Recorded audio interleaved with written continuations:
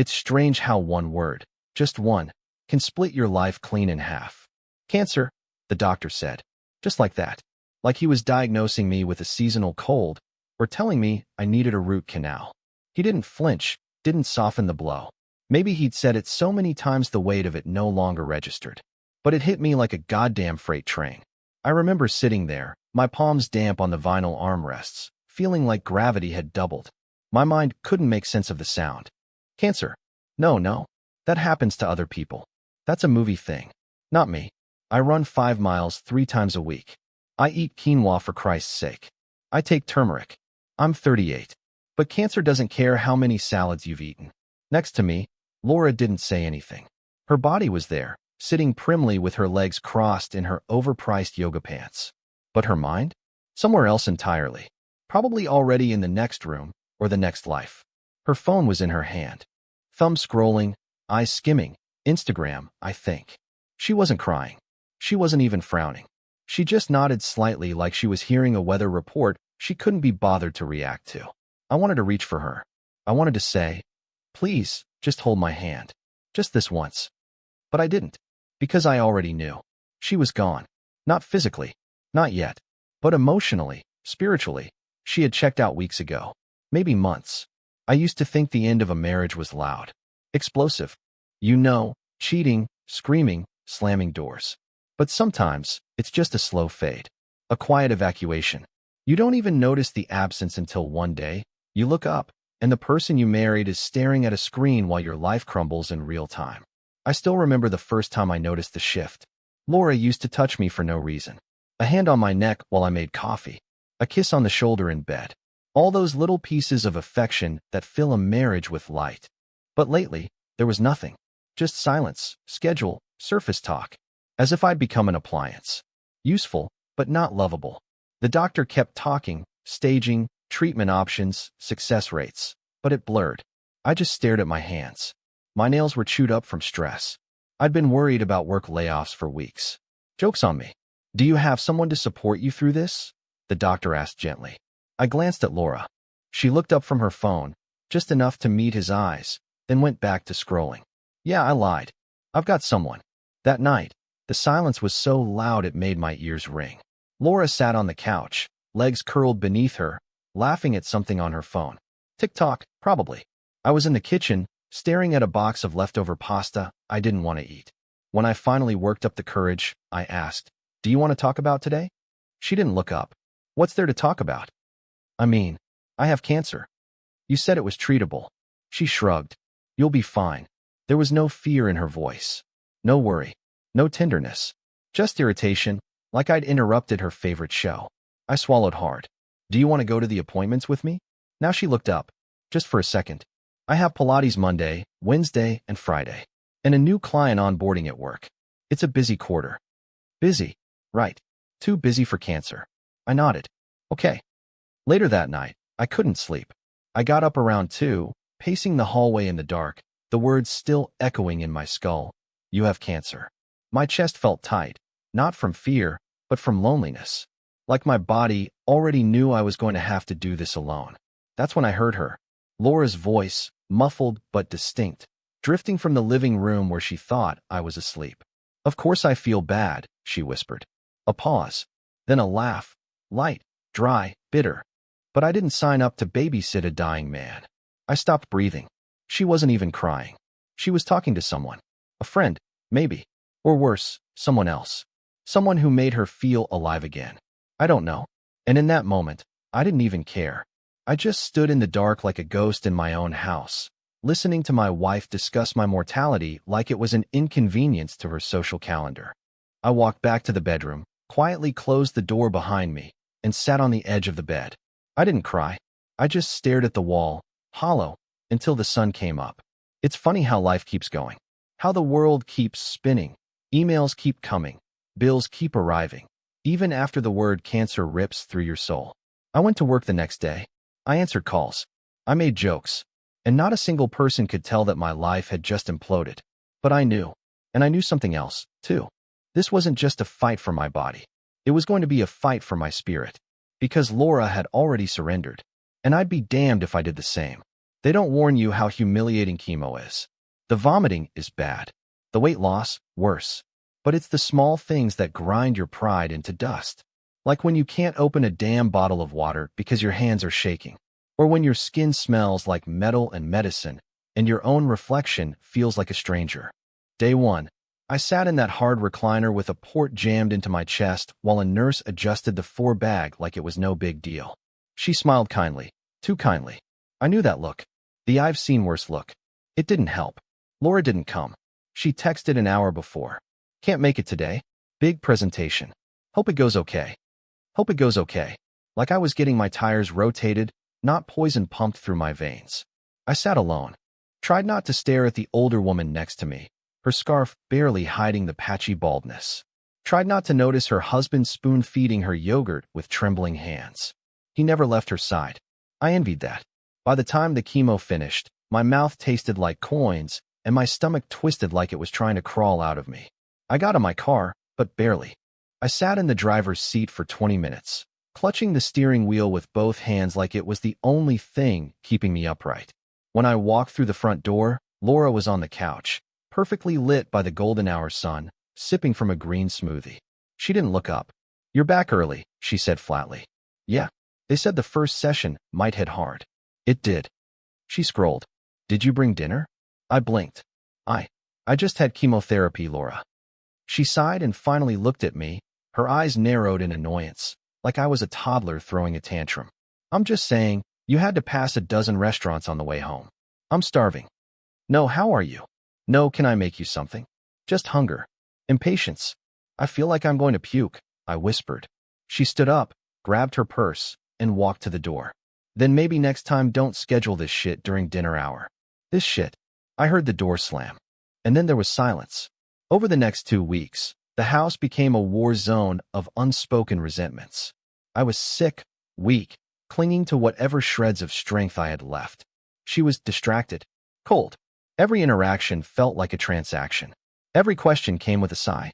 One night, I was hunched over the toilet, retching nothing but acid and air, and she knocked on the door. Are you almost done? She said. I need to do a face mask. I gasped. Jesus, Laura. I have early meetings. I don't want to go to bed with puffy skin. That's what it came down to. Puffy skin. Vanity over vomit. Skin over sickness. I tried to believe this was fear. That maybe she just didn't know how to deal with it. That maybe watching me rot from the inside out reminded her of her own mortality. But deep down, I knew better. Laura was mourning a version of me that no longer existed. And I was mourning the woman I used to love. It was storming the night she left. Not metaphorically. A real storm. Lightning cracking open the sky.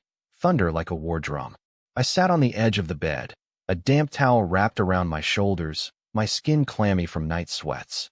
I couldn't even keep water down that day. I heard drawers opening. Zippers. Closets moving. I knew what it meant before she even said it. When she walked into the bedroom with a suitcase, her eyes didn't meet mine. Her mascara was perfect. Her lipstick was a rich, glossy red I hadn't seen in months. Where are you going? I asked, though I already knew. She didn't bother with lies. I'm done, Ethan. I blinked. Done with what? She gestured vaguely. This. Us. The hospice phase of our marriage. Hospice. I tried to speak, but no words came. You were supposed to be strong, she said. You were the one who always had it together. Now I feel like I'm drowning in your disease. I can't do this. I won't. But I'm fighting, I started. I don't care, she said, almost a whisper. I don't want to waste my best years waiting for you to die. It hit me harder than any diagnosis. She pulled the handle of her suitcase and rolled it toward the door. The last thing she said, without looking back. You made me feel invisible for years. Now you finally get to see how that feels. Then the door clicked shut. I didn't cry. Not then. Not until 2 hours later, when the power went out and the rain started leaking through the skylight. I sat there in the dark, with only the sound of thunder and my own ragged breathing. The bed was still warm on her side. The smell of her perfume lingered in the air. And I realized something awful. The silence of abandonment hurt more than the disease ever could. I don't know how long I sat there, in that pitch-black room. Minutes? Hours. Time dissolved into nausea and disbelief. I kept looking at the door, half expecting it to open again. That she'd come back. That she'd say it was a mistake. but it didn't open. And deep down, I knew. She meant every goddamn word. The morning after Laura left, I woke up to silence. Not the kind of silence that feels peaceful or earned. The kind that feels like an echo chamber. Like you could scream into it, and nothing would scream back. Her closet was half empty. Her hair straightener was gone from the bathroom counter. Even her stupid oat milk was missing from the fridge. It was official. She wasn't coming back. I sat at the kitchen table for a long time, staring at the bottle of anti-nausea pills I hadn't taken.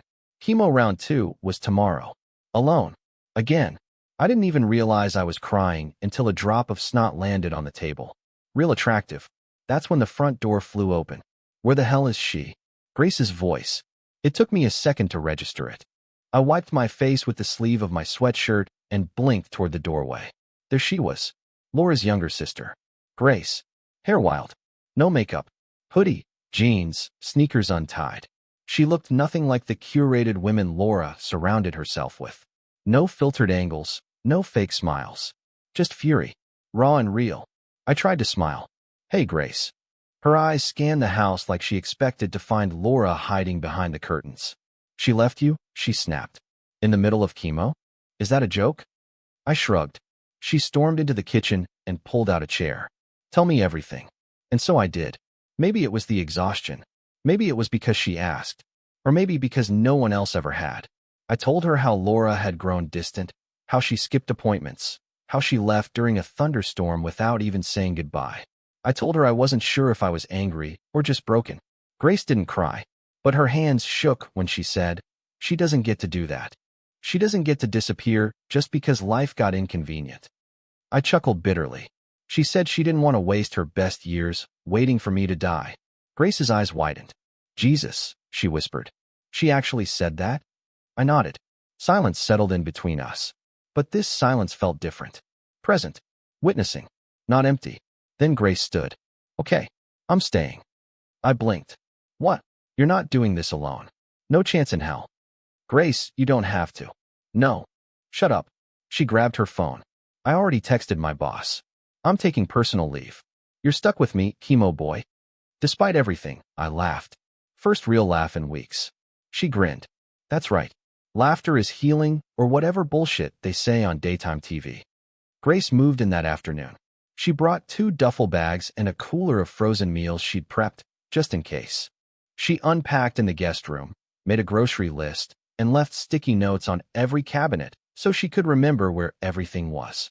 That night, we ate grilled cheese on the couch while watching Jeopardy. She beat me by $30.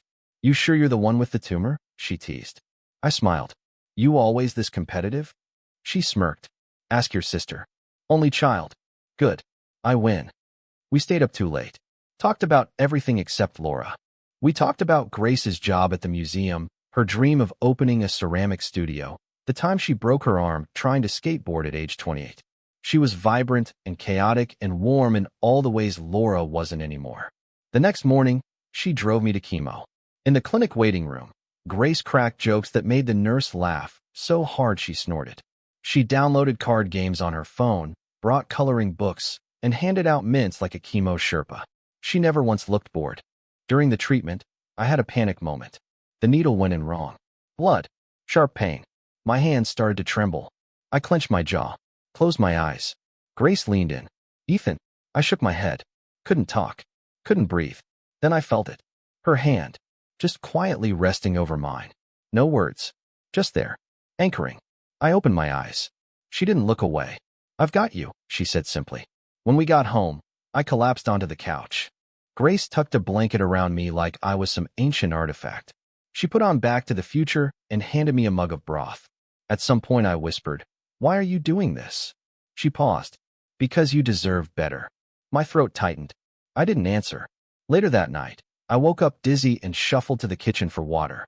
The lights were off, but I saw her there, sitting at the table in the dark, just thinking. She didn't hear me at first, but when she did, she turned and smiled. A soft, tired smile. "You okay?" she asked. "Yeah, couldn't sleep." She hesitated, then said quietly, "I keep thinking. I should have seen it. I should have known what Laura was doing. I should have done something." I walked over, sat beside her. "This isn't your fault," I said. Grace nodded. but her eyes said otherwise. Then she whispered, "I won't leave. I promise." I didn't say anything. I didn't need to, because in that moment, I finally believed her. Chemo didn't just strip my hair. It stripped everything. Pride, dignity, appetite, sleep. I couldn't taste food anymore. Everything had this weird metallic film, like licking a spoon soaked in pennies. I smelled like antiseptic and iron. My gums bled. My joints ached. Even my eyelashes started falling out. But worst of all was the fear. That relentless, echoing, breath-stealing fear. Every morning, I'd wake up with the same question pounding in my head. Is this the day I break? The second round of chemo hit harder than the first. Grace had warned me. She'd read all the pamphlets, scoured every blog, and spoken with the nurses like a woman on a mission. But reading about the side effects and living them are two very different things. I threw up 5 times that first night. 5. Grace sat outside the bathroom with a cool rag in her lap, murmuring dumb jokes through the door. "Bet you never thought you'd see so much soup again, huh?" I groaned. She didn't flinch. Okay. Bad timing. But come on. Barfing burns calories. That's a silver lining. I chuckled weakly between dry heaves. Somehow, she made it bearable. When I could stomach food, she'd make homemade bone broth, oatmeal with bananas, smoothies that tasted like blended prayers. She started labeling the fridge with sticky notes. Wednesday's soup, gentle on your stomach. Friday treat, only if you don't puke first. One day I told her she didn't need to keep trying so hard. She rolled her eyes. "Ethan, trying hard is kind of my love language." She froze after she said it. Blushed, but I didn't make it weird. I just smiled, grateful, because damn it, I was starting to feel something. Something I wasn't sure I should. Chemo war wasn't just inside my body. It was in my head. Every day felt like a countdown to something I couldn't see. Some nights I'd wake up gasping for breath, convinced I was drowning in the cancer spreading through me. Other times I'd stare at the ceiling and imagine what would happen if I died tomorrow. Would Laura even come to the funeral? Would anyone notice I was gone? And then I'd hear it, the sound of Grace in the kitchen at 2 a.m., rustling through drawers looking for a mug or warming tea for herself after another long night of watching over me. One night, I found her curled up on the couch, asleep with a book open on her chest, when breath becomes air. I stood there watching her for a full minute. She was the only person who hadn't run, and I hated that I needed her so much. Around week 4, Laura posted a picture of herself on Instagram. I didn't follow her anymore, but Grace saw it on a friend's feed and accidentally left it open on the counter. It was a mirror selfie, tight workout crop top, hair perfectly curled, a quote beneath it that read, "New beginnings are born from brave endings." I stared at it, then stared at myself in the reflection of the toaster. Hollow cheeks, sunken eyes, a patchy scalp under my knit cap. New beginnings. Brave endings. Right. Grace saw me looking and shut the screen quietly. "She's rewriting the story," she muttered. "So she doesn't have to be the villain." I didn't respond. There wasn't anything to say. The hospital had a weird rhythm. Cold halls, stale air, humming machines. The nurses were saints, but even saints get tired. Everyone walked slow, not physically, but emotionally, like we were all dragging invisible weights. Grace sat with me every session. She brought books she didn't read, crossword puzzles she never finished. Mostly, she just held my hand and looked me in the eye when the pain crept in. Not with pity. Never pity. Just presence. One time, the nurse struggled to find a vein. Tried 3 times. On the 4th, I winced hard. Tears sprang to my eyes. Not from pain, but humiliation. Grace leaned in. "Hey." I looked up. "You're still a badass," she said. I smiled through the tears.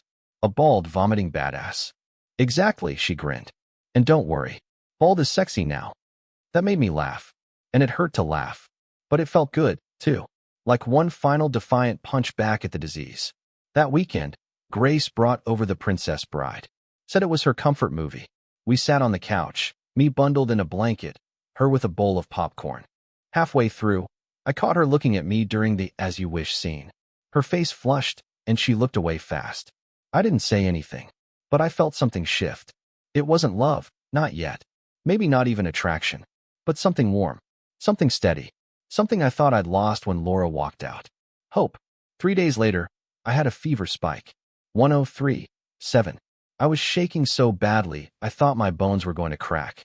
Grace bundled me in the car and sped to the ER without blinking.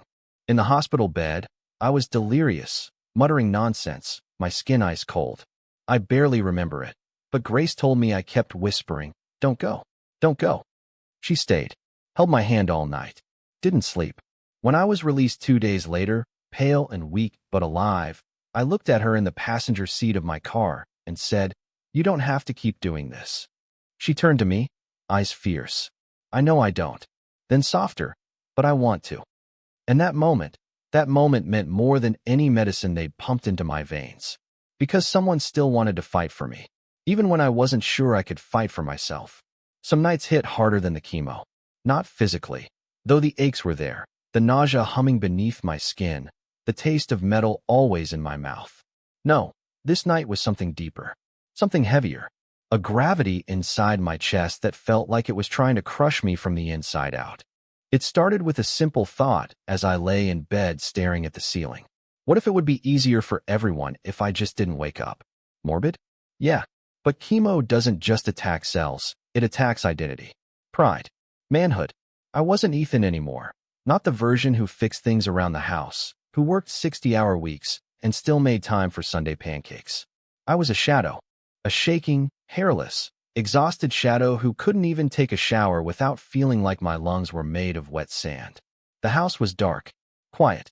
Grace had gone to bed hours earlier. She'd spent the day lugging groceries, disinfecting counters, reading medical articles she pretended not to read in front of me, all while pretending she wasn't exhausted herself. I stared at the ceiling, and the thought returned. "You're dead weight." I swallowed, throat tight. Another voice followed. "Laura could have been happy by now if she weren't chained to you for so long." That one hurt. More than needles, more than vomiting, more than the hollow ache in my bones. I pushed the blanket off and sat up. My legs trembled as I stood, the room swimming slightly. I made my way to the kitchen for water, but halfway there, the wave hit, a dizzy spell so strong I had to grab the counter. I stayed like that, hunched over, breathing hard. Then I heard footsteps. Soft ones, careful ones. Grace. She was in one of my old t-shirts, hair messy, eyes sleepy and full of immediate concern. "Hey," she whispered. "What's wrong?" "I'm fine," I lied, voice flat. "Just thirsty." She narrowed her eyes. She never believed my "I'm fine"s anymore. She stepped closer, searching my face. "You look pale. Paler. Like vampire cosplaying as a ghost pale."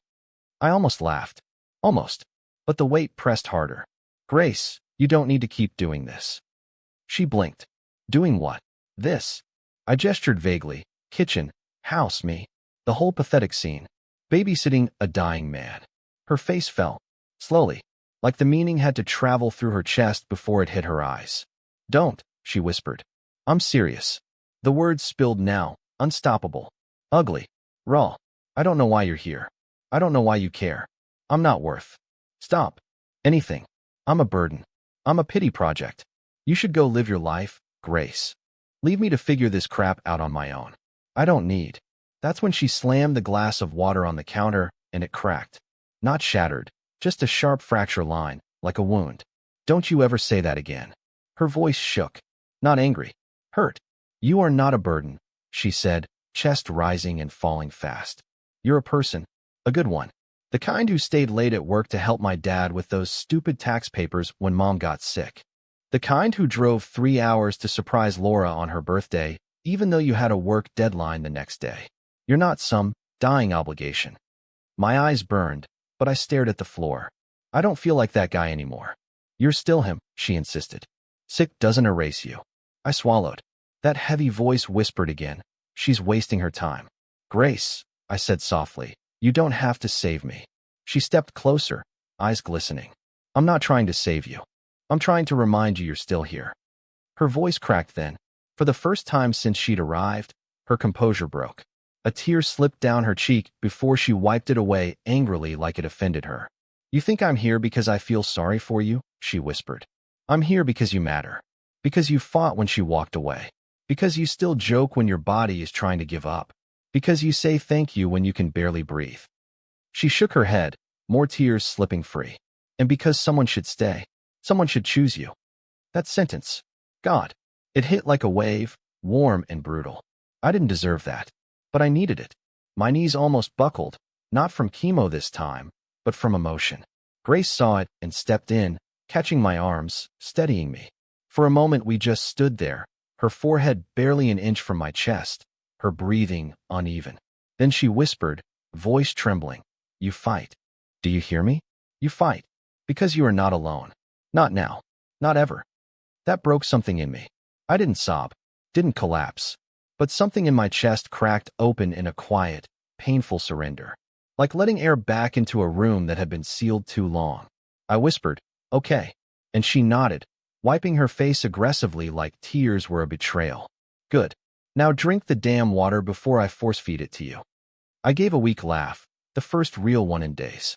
She handed me the glass again, hands steady now. Our fingers brushed, lingering longer than was appropriate. There was something there, something neither of us wanted to name yet. Not love, not romance, not yet, just trust, fragile and new, a lifeline in the dark. Later, as she walked me back to bed, she said softly, "Tomorrow will be better." "And if it's not?" I murmured. "Then we endure it together." I didn't deserve that kind of loyalty, but I was grateful. And somewhere deep in my chemo-wrecked bones, a spark caught flame again.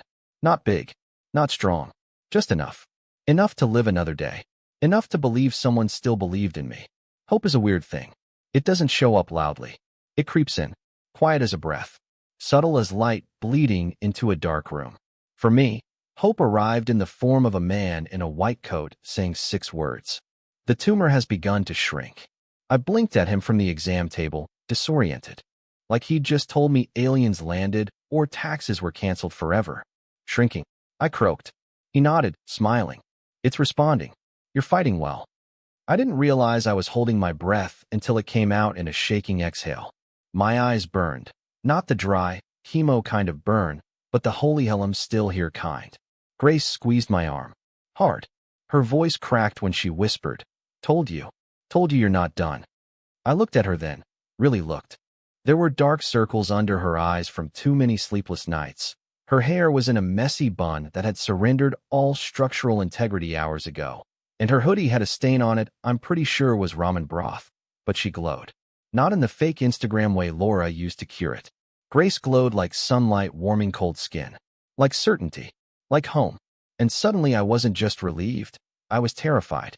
Because now I wanted something again. I wanted life. We walked out of the hospital in stunned silence. The world looked different. Brighter, louder, sharper. Cars passed. People laughed. Rain puddles sparkled like they were made of silver. Grace inhaled deeply, face tipped to the sky. "So," she said, "we celebrate." I smiled weakly. "Champagne? Fireworks? Parade in my honor?" She shook her head. "Nope. Milkshakes." "Milkshakes." She jabbed a finger in the air. Classic recovery ritual. You conquer death, you get dairy. I'm lactose sensitive. Then you conquer death and digestive distress. Double hero points. I laughed, a real laugh, and she grinned like she'd won a prize. We sat in the hospital parking lot, sipping strawberry milkshakes from giant styrofoam cups. She had whipped cream on her nose. I didn't tell her. I liked it there. "Hey," she said gently at one point, "you just did something really hard. You should be proud of yourself." I stared at my hands. I feel like a scarecrow. Sexy scarecrow, though. I choked on my shake. "Grace." "What?" "Bald men are in," asked Jason Statham. I look like Statham if he got left in the washing machine too long. She snorted, almost spraying milkshake through her nose.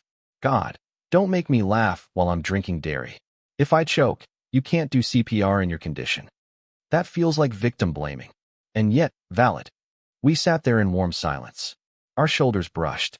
Just a soft accidental touch, but it felt like electricity moved through it. I didn't pull away. She didn't either. Something lingered there. Unspoken, fragile, dangerous. I looked at our hands on the console between us. Not touching, just close. Closer than we'd ever let them sit. I let the moment breathe. And then I looked away, because if I didn't, I wasn't sure what I would do next. Later that week, I shaved my head completely. The patchy baldness was starting to look less superhero under duress, more roadkill with opinions. Grace stood behind me with the clippers while I sat shirtless in front of the bathroom mirror. "If you give me monk fringe, I'm haunting you," I warned. "No promises." Buzz. Hair fell. The mirror filled with a version of myself I didn't recognize. Gaunt, pale, scarred, but weirdly stronger, like someone who'd crawled through hell and was clawing his way back. Grace finished and studied me with her arms folded. You look like a warrior. I snorted. A warrior who needs naps. Legendary naps. I turned toward her. Your turn. She blinked. Excuse me. I'm not doing this alone. Solidarity, remember? She stared at me for a long second. Then, slowly, a smile tugged at her mouth. Fine, but I'm not shaving my whole head. I'm not ready for your monk cosplay aesthetic. She took the clippers and buzzed a bold stripe along the side of her head, a rebellious streak of bare skin cutting through soft brown waves. She turned. Well, how's it look? Something in my chest tightened. It looks incredible. She held my gaze, long enough that the air between us shifted temperature. Warm, charged. Then she cleared her throat. Cool. Good. Hair solidarity complete. We didn't talk about how close we stood, or how her breath brushed my collarbone when she leaned to wipe my cheek clean of stray hairs, or how I caught the faint scent of coconut shampoo and lavender lotion and suddenly wanted to bury my face in her neck and breathe her in until the world stopped spinning. We didn't say a word, but everything had changed. That night we watched old comedies, ate soup, and pretended everything was normal. But I kept stealing glances at her, at the jagged buzzed streak she wore like a badge of loyalty, at the woman who stayed. And every time she caught me looking, she didn't look away. We didn't touch. We didn't speak about it. But something settled between us, quiet and certain and undeniable, like the first warm day after a long winter. Hope, again. Not loud, not dramatic, just there. And for the first time since that diagnosis, I believed, truly believed, that maybe my life wasn't ending. Maybe it was beginning. Recovery doesn't arrive with a parade. There's no triumphant soundtrack, no slow-motion moment of dramatic enlightenment. It's quieter, slower. It creeps in like sunlight through blinds, thin lines at first, then more, until one day the room isn't dark anymore. For me, it began with breathing. Not metaphorical breathing, real, shaky, lungs finally working breathing. The first morning I woke up and didn't feel like my body was filled with wet sand. I just lay there and stared at the ceiling. It wasn't euphoria. It was disbelief, relief, cautious hope, balanced with the fear that if I moved too fast, it would vanish. Grace peeked into my room around 7 a.m., hair a wild halo, oversized sleep shirt hanging off one shoulder like some accidental casual sexy crime she didn't know she was committing. You're awake, she said, voice soft. I am. And, scale of 1 to death? I chuckled. Solid 6. Her grin spread slow and proud. He lives. The following days were small victories stitched together. A half bowl of oatmeal without nausea. A shower I could take standing the entire time. A 20-minute walk down the block with Grace hovering like a dedicated and slightly bossy bodyguard. You don't need to hold my elbow, I told her once. Correct, she nodded. I want to. This is a professional escort experience. 5-star. No tipping required, but flattery encouraged. I rolled my eyes. Thank you, Grace. She beamed. You're welcome, fragile duckling. The truth was, I liked when she hovered. I liked the way she existed in the space around me, steady, warm, loyal. The world had taken so much, but somehow given me her. And sometimes, late at night, when we were sitting on the couch watching a movie, her thigh would brush mine, or her knee would rest against my calf. Accidental, casual, but every touch felt like a tiny spark under my skin. I didn't know what any of it meant yet, but I felt alive again. My hair didn't grow back so much as stubbornly appear, like it wasn't sure it trusted the situation yet. A soft fuzz first, then tiny spikes. Grace ran her hand over it once while walking past me in the kitchen, and I swear every nerve in my body lit up. You're like a peach, she said, smirking. A sexy peach. I asked hopefully. She paused. Yes, a deeply sensual fruit man hybrid. No one has ever described me hotter. She laughed so hard she snorted. God, I love that sound. No, I wasn't ready to name what I felt. Not yet. But something in me warmed every time she was near. Something deep. Something real. Strength came back in fragments, like puzzle pieces I had to earn. One afternoon, I picked up my guitar for the first time in months. My hands trembled, but the chords still lived in my bones. I strummed clumsily, voice weak but honest. Grace leaned in the doorway listening, arms folded, expression soft like she was witnessing something sacred. "You sound like someone who learned life the hard way," she said when I finished. Maybe I did. She stepped closer. Too close. Not touching. Not yet. But close enough that I could feel her breath. "I'm proud of you," she whispered. 2 simple words. But God, they were heavy. Precious. I swallowed hard and looked away before emotion drowned me completely. With recovery came restlessness. I needed purpose, direction, something to do besides survive. So I started a health blog. A little space online where I wrote honestly about the fight, the fear, the weakness, the embarrassing moments, the unexpected grace. People started reading, commenting, sharing their own stories. Soon I launched a small video channel, face still pale, voice still scratchy, but heart more alive than it had been in years.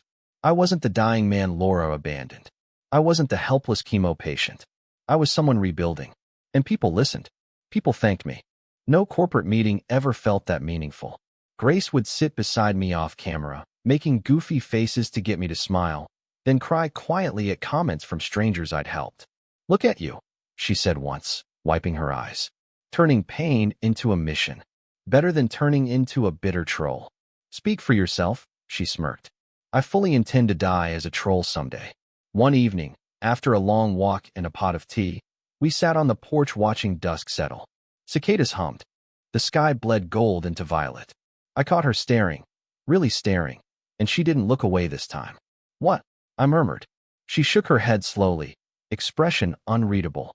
"Just seeing you." I held her gaze. And you're here," she said softly. "Really here." A pulse thrummed low in my chest. Warmth spread through me that had nothing to do with the tea. "I wouldn't be," I whispered, "if you hadn't been here." She blinked, throat tight, fighting emotion. Then she bumped my knee lightly with hers, small, playful, intimate. "Team Peach," she whispered. I laughed, but it wasn't really laughter, it was gratitude in disguise. I didn't reach for her hand. She didn't lean her head on my shoulder. It wasn't time yet, but it was close, electric close, like the moment before lips meet, breath suspended, hearts stumbling forward together. I wasn't sick anymore. I wasn't empty. I was becoming someone new, someone stronger, scarred, humbled, hopeful. And she saw it. She saw all of it. And stayed. I always thought the hardest part of recovery would be the physical rebuilding, the muscles, the stamina, the calorie count I used to track like a religion. But no one tells you the emotional part hits last, and sometimes hardest. Most mornings now, I woke up feeling human. Not invincible, not miraculous, just human. And after months of feeling like a ghost haunting my own life, humanity felt like luxury. I cooked again, walked comfortably, even jogged once, though Grace nearly tackled me when she caught me trying. "Slow down, Rocky," she'd scolded. One inspirational training montage at a time. I laughed. God, laughing felt good again. One crisp morning, I was editing a video for my Cancer Fighter channel when my phone lit up with a notification I hadn't seen in months. "Laura, message preview, hey. I think we should talk." My stomach dropped. Not the violent, chemo-style drop, a colder one. Memory, betrayal, the ghost of the life I'd crawled out of. Grace wasn't home, museum shift. Good. I needed a second to breathe before the emotional earthquake. I opened the message. "Hey Ethan, I heard you're doing better. I'm glad. Also wanted to let you know I'm getting married and thought you should hear it from me. It's not fair if you hear through mutual friends. Hope you're finding your own new chapter. Laura." No emojis. No warmth. Just transactional closure, wrapped in detachment, tied with a bow of self-congratulation. I stared at it for a long minute. Then the second message came. "It's Darren. From the gym. We're really happy." The trainer. Of course it was the trainer. Resolve and heartbreak, and something oddly like pity swirled in my chest. Not pity for me.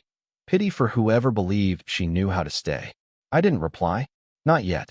I wasn't sure if replying gave her something she didn't deserve, or if silence would speak louder. Mostly, I didn't want to make a decision in the numbness. So I pocketed it and stepped outside instead. Early autumn. Gold leaves everywhere. Crisp air. A world I almost didn't get to still exist in. I sat on the porch steps and let the air fill me. Deeper than before, calmer than before. She was marrying someone else. And I didn't break. I didn't even fracture. It wasn't joy. It wasn't pain. It was a distant ache, like touching an old scar and remembering where it came from, but not bleeding anymore. Grace came home an hour later, hair wind-tossed, cheeks flushed from the cool air. She carried clay smudges on her forearm from working in the museum's community pottery room. She stopped when she saw my face. "What happened?" she asked softly. I held out my phone. She read the message. Slowly, expression tightening, eyes darkening. Then she looked at me like she was trying to measure whether I was glass again or steel now. "And how do you feel?" she asked. I took a breath. Strange. Numb. A little sad. But mostly free. Grace exhaled like she'd been holding her breath too. "I don't want to lose you," she blurted. Then immediately froze, like she'd stepped off a cliff without realizing there was no ground below. I blinked. "Lose me?" She tucked a loose strand of hair behind her ear, suddenly small. "Vulnerable. Now that you're well again." I figured she'd realize what she threw away and maybe you'd. She didn't finish. I stood, walked the 2 steps between us, and gently took her hand. Her breath caught. "She left when I was dying," I said quietly. "You stayed when I was barely alive. That tells me everything I need to know." Her eyes shimmered, and she gave a shaky little laugh. "Okay, good, because I was prepared to fight a gym trainer, and I don't even have a membership." I smiled. "I'd like to see that." She shrugged. "I have hidden rage and strong deltoids." We stood there, still holding hands. The air between us warmed despite the chill outside. "I wouldn't be here without you," I said. "You would, but I'm glad I got to see it." I squeezed her hand once before letting go. It wasn't fear that made me release. It was respect. We both knew something was growing, but neither of us wanted to rush it or cheapen it. We weren't rushing toward each other. We were rising toward each other. Later that evening, she helped me pick out a suit online, a tailored navy one with a subtle pattern. She didn't know I already had a reason to need it, but something told me she sensed it. "Why this sudden fashion emergency anyway?" she teased. "No reason," I replied, failing to hide the small smile tugging at my mouth. She eyed me. "Either you're joining a secret society or there's an event." "There's a wedding." She stiffened. "Yours?" I choked. "No." "Oh," she exhaled. "Right. Her." The silence that followed wasn't bitter, just thick with history neither of us asked for. "I'm not going for her," I said. "I'm going because I don't want my story to be the guy who almost died and stayed home to hide." Her expression softened, awe sneaking in. "Then I'm proud of you." Again. Still. "Will you come with me?" I asked before I could stop myself. Her lips parted. Surprise, then something warmer. "To your ex-wife's wedding?" She took the easy exit. "I want them to see I survived. That life didn't end with her. And I'd like someone beside me who represents who I am now." Grace blinked fast. "So, not a date. More like a symbolic triumph buddy." "Exactly." She nodded. "Then yeah, I'll stand with you." We held each other's gaze a beat too long. We didn't lean in. We didn't touch. But we didn't pull away either. Something was happening. Slow. Earned. Fragile and powerful at the same time. Love doesn't always burst in like a storm.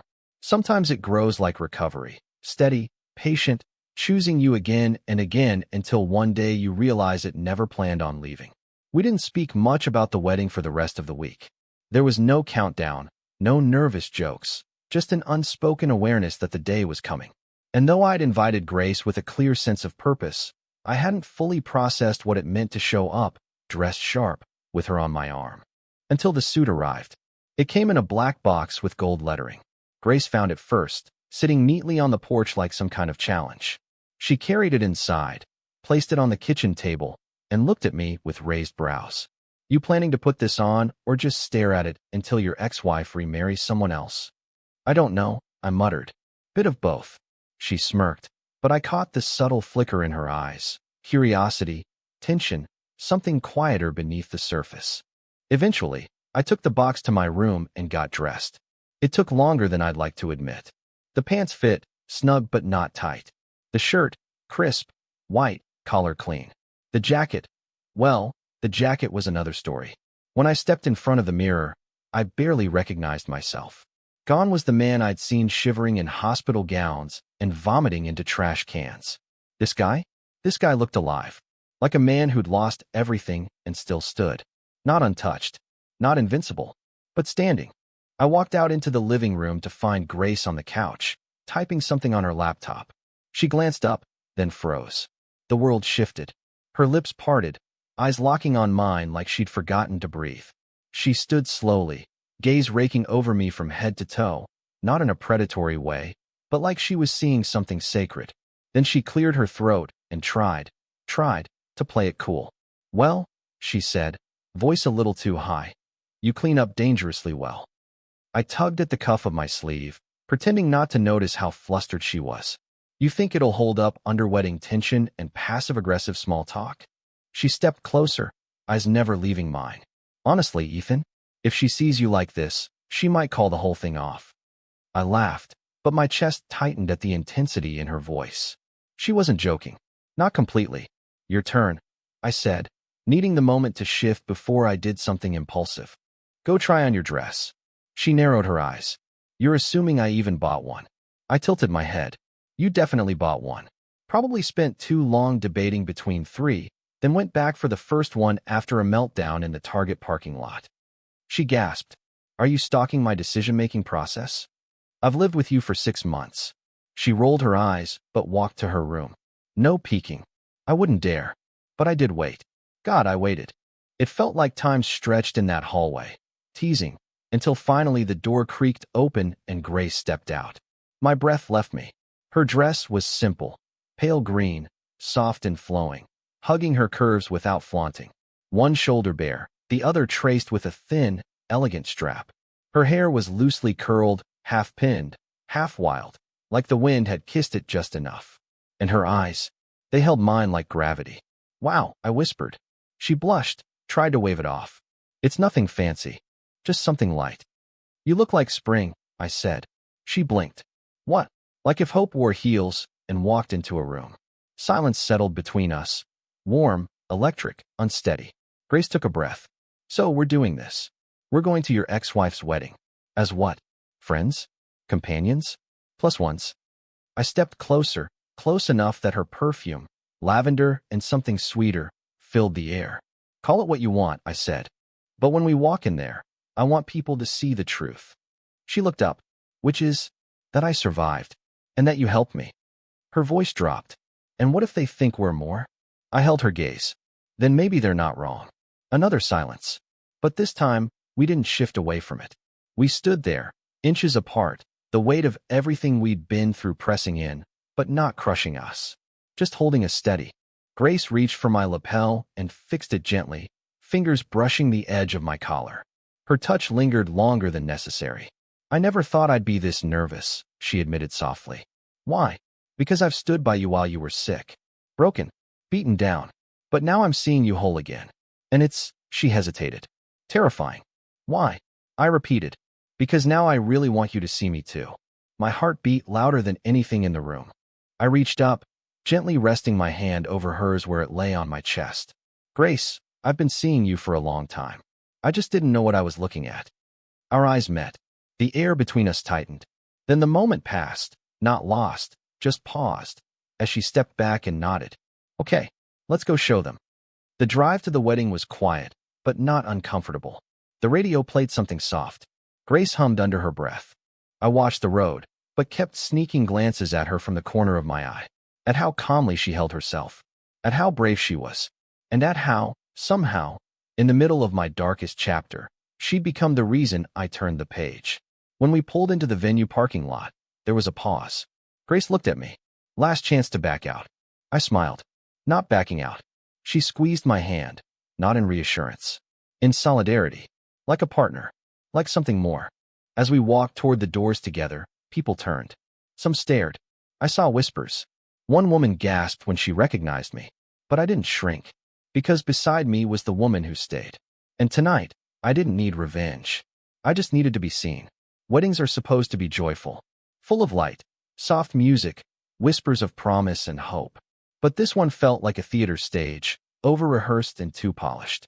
Every guest I passed wore a version of surprise they failed to hide. Some outright stared. Some looked away, ashamed of what they had once assumed about me. Because I was supposed to be gone. Or at least too broken to show up like this, shoulders straight, eyes clear, with a woman like Grace at my side. The venue was beautiful, I'll give them that. White roses curled around trellises. Strings of fairy lights blinked above an outdoor aisle. Everything screamed curated perfection. Grace squeezed my hand gently as we walked past the rows of pews toward the reserved family section. People parted like we were royalty and a ghost all at once. I caught my reflection in a window, suit sharp, skin healthy, hair starting to fuzz back and around the edges. Beside me, Grace walked with quiet confidence, the green of her dress swaying like a soft breeze. And then, the silence shifted. I looked up. Laura was at the altar, and she had seen me. Her mouth fell open slightly. Her hand, linked with Darren's, faltered.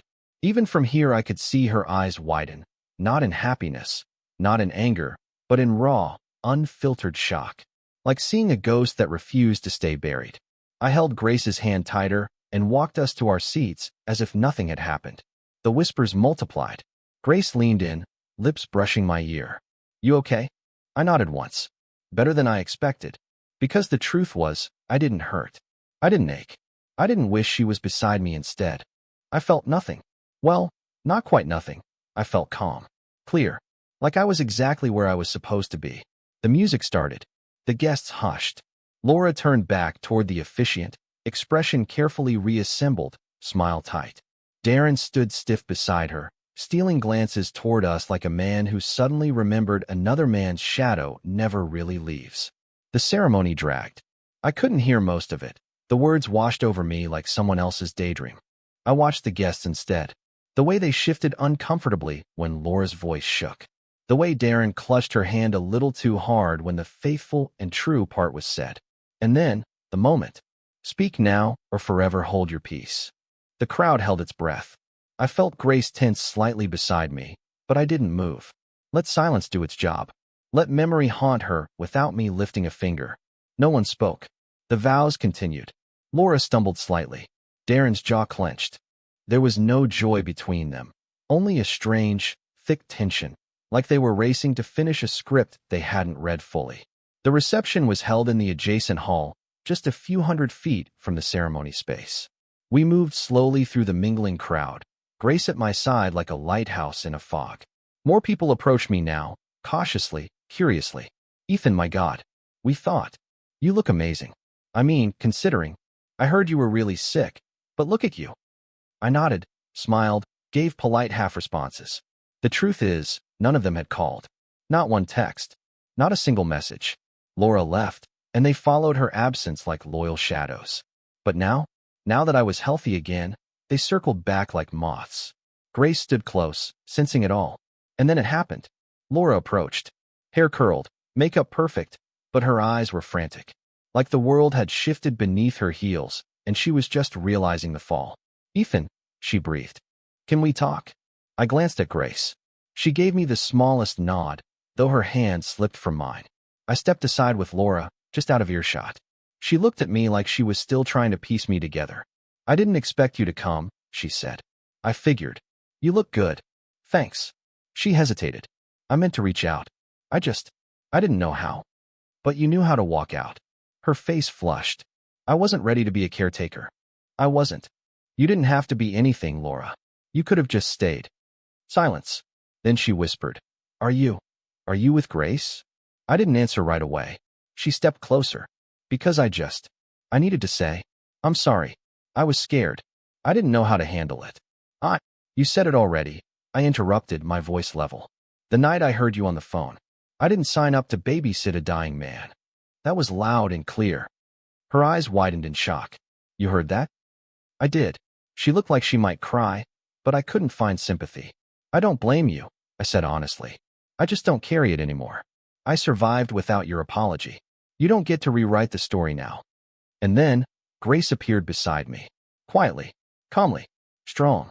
Laura's eyes darted to her, then back to me. "What is this?" she asked, voice bitter now. "You're parading her around here like a prize?" I started to respond, but Grace stepped forward, steady, fierce, the voice I never knew I needed until I heard it like this. "You don't get to claim him now." It wasn't loud, but somehow, it silenced the room. Heads turned. People paused. Even the band seemed to skip a beat. Laura's face paled. "Excuse me." "You left," Grace said, voice calm, unwavering. "When he was dying. When he couldn't lift himself from a couch." I held his head while he threw up blood. I watched him cry and scream and nearly give up. And I stayed. So no, you don't get to show up now that he's whole and pretend you remember how to love him. Dead silence. A single champagne glass clinked somewhere in the back. Then whispers. Then all. I turned to Grace, heart pounding. She hadn't planned that. She hadn't needed to. It was truth, raw and real, and everyone in that room felt it. I reached for her hand, and this time, I didn't let go. Together, we walked out of the reception hall.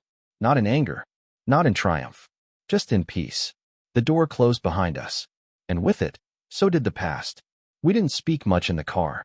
The ride home after the wedding was filled with streetlights and quiet music and the kind of silence that holds weight without pressure. Grace's hand never left mine. Not when I opened the passenger door for her, not when she slid into her seat, and not even when we stopped at a red light, and she looked at me like I was something rare. We weren't rushing into anything. That had never been our style. Ours was a slow burn, a careful unfolding. But after months of pain and healing, of whispered encouragement and quiet strength, I could feel the walls inside me finally fall. Not crash, fall. Like they were meant to come down all along. And she was waiting on the other side. When we got home, I kicked off my shoes and tossed the jacket onto the couch, muscles aching with exhaustion, but heart steady. Grace stood in the doorway, still in her green dress, her shoes in one hand now. She looked like something out of a dream, not the kind you forget in the morning, but the kind that stays with you, warm and clear and impossible to replace.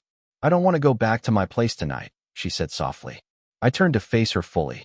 You never have to again. A pause. A breath. Then, quietly, are we really doing this? I stepped toward her. We already did. Another step. Her eyes didn't leave mine. I don't want this to be just about what we've been through, she said. I don't want to be the person who was there during chemo, and then just... You're not, I interrupted. You're the person who reminded me I was worth staying alive for.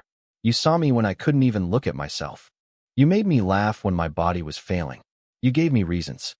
Grace swallowed, her voice barely above a whisper. And now, I reached for her hand again. Now you're the reason I'm building something new. That was it. That was the moment everything shifted. She stepped into me, arms sliding around my waist, and I wrapped mine around her like I'd been waiting years to do it.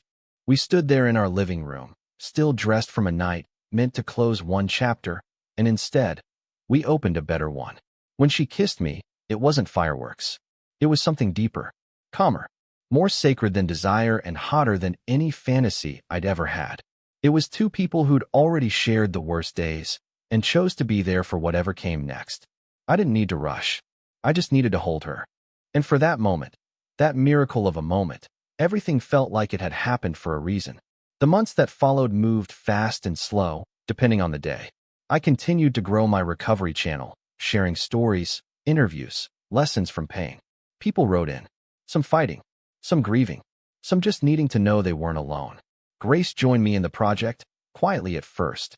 She helped edit clips, design the new website banner, and one day when I was sick with the flu and couldn't record, she stepped in front of the camera herself. It went viral. People loved her, her no-nonsense encouragement, her honesty, her sarcasm-laced hope. We started doing the videos together. Survivor and supporter, they called us. But we just called it life. Ours. We moved in together officially that fall. The first photo on the wall was one of us holding smoothies outside the oncology wing, a callback to those milkshakes in the hospital lot. Grace printed it with the caption, "First victory, not the last." And she was right. One morning, a year after my diagnosis, I went in for a scan. The same sterile room, the same cold table. But this time, I wasn't alone. Grace waited in the car, pacing in the parking lot with a coffee and a playlist she'd curated specifically titled, "For When We Hear Good News, Manifesting Edition." When the doctor said clear, I couldn't breathe. Not out of fear, out of gratitude. The tumor was gone. The blood work perfect. Remission confirmed. I walked back to the car in a daze. Grace spotted me through the windshield and jumped out before I even reached the sidewalk. "Well?" she yelled, arms crossed. I didn't speak. I just nodded once. Her hands flew to her mouth. No. Yes. Tears immediately welled in her eyes, and she threw her arms around me so hard I nearly lost balance. "We beat it," she whispered over and over again. And I realized she said we, because she had fought just as hard. A few months later, we stood on a small stage at a local hospital fundraiser. Me in a charcoal gray suit, her in that same green dress that had somehow become our symbol of turning points. We told our story. Not polished, not sugar-coated. We told it honestly. The chemo, the abandonment, the night she held my hand when I wanted to give up. The moments we laughed through tears. The first kiss. The second chance. People clapped. Some cried. But all of them felt it. That we were more than statistics. We were a miracle. After the fundraiser, we sat on a bench in the parking lot under the stars, shoulder to shoulder. Grace looked over at me. You ever think about how different things would be if none of it had happened? Sometimes, I admitted. But not for long. Why not? I looked at her. Because she left thinking I'd die alone, I said. And instead, I took her hand.